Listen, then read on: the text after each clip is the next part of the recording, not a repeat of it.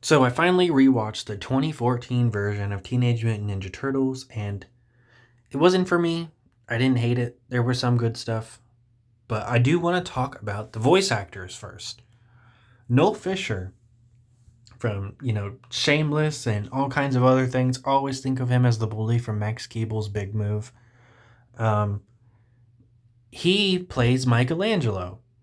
Alan Richardson, who he's done a lot of things. I will always think of him as Hawk from Titans. He plays Raphael. Jeremy Howard plays Donatello, who was a character in Mighty Med and the Grinch live action Jim Carrey movie. And Leonardo is played by Pete Pawlowski. Um, I believe is how you say his name. And he was in Captain Marvel. Minor correction, Johnny Knoxville played Leo, the voice. Pete Pawlowski was the motion capture. It's crazy to think that Johnny Knoxville is playing Leo in this movie. Um, and then also for whatever reason, um, April O'Neil is played by Megan Fox. She's mainly used as comedic relief, like, oh, she's talking about talking turtles, isn't she crazy? Whoopi Goldberg's also in like a scene or two for some reason. I've never been a fan of her. She's definitely said some out of pocket shit, to say the least, and is pretty problematic. So wasn't a fan of her being in the movie, but she's not a big role. April O'Neil has a friend played by Will Arnett, and I didn't really care for him that much.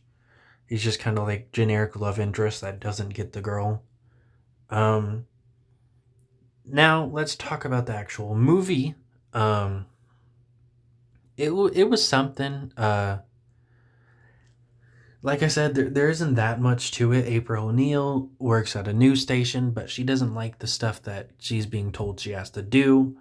So she decides to go off on her own story and try and find out a story on the Foot Clan. And in doing that, she finds out about the Teenage Mutant Ninja Turtles. She doesn't see them at first, of course, but she sees like one of them fighting, and she doesn't really see him. And then later, she sees like four of them, and she hears them say each other's names, at least two of them say Raphael and Leo.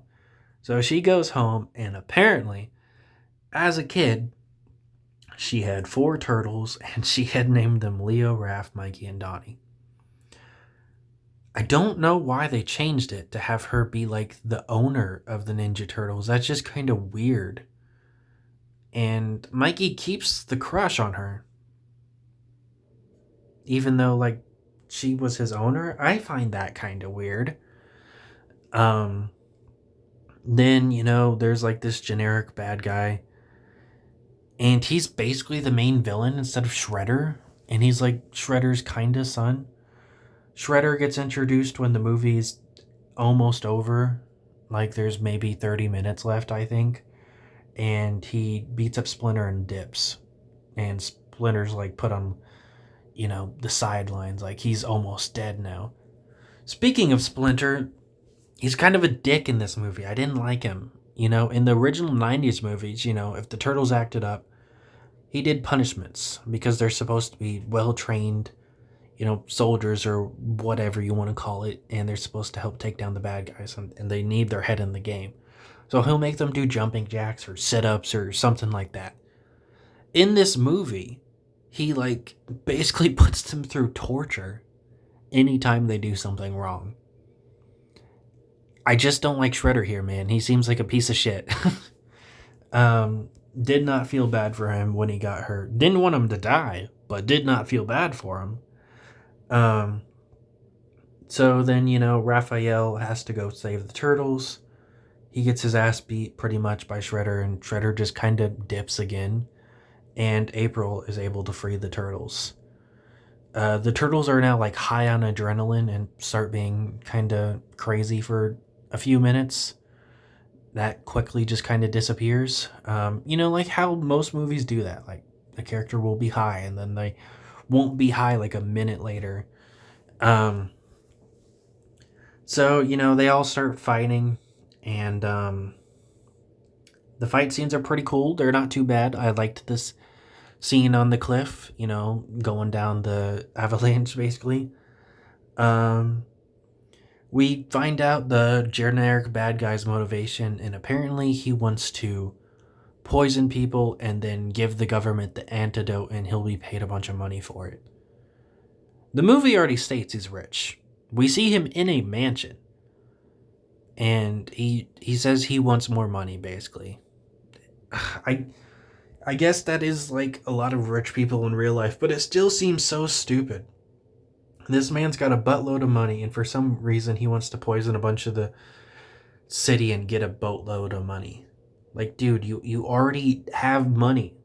What is this? What is this motivation? It's so terrible. Not to mention, he says like the poison thing's gonna kill them. So, like, is is the antidote gonna cure them from being dead? What? Or how long does it take to set in and kill them? He doesn't say that either, but the way he describes it, it sounds like it's going to kill them. So what's the antidote going to do? So the turtles fight Shredder on the tower, and they're able to beat him. Shredder's just so generic in this movie. Shredder was so cool in the first two '90s movies. But he's just so generic here. He doesn't really do that much. His costume looks fucking cool, but he doesn't get to do shit in this movie. Like I said, this guy who's kind of the son of Shredder is the main bad guy. The movie ends with Will Arnett getting a new car because it was destroyed, and then Mikey accidentally destroys this one too. And then Mikey like sings a song about how much he wants April O'Neil.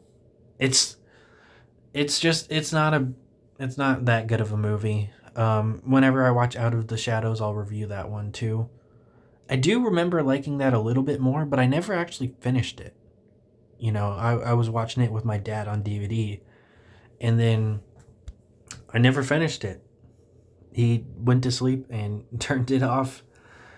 And that was like years ago. It was on like the final scene where they fight Krang.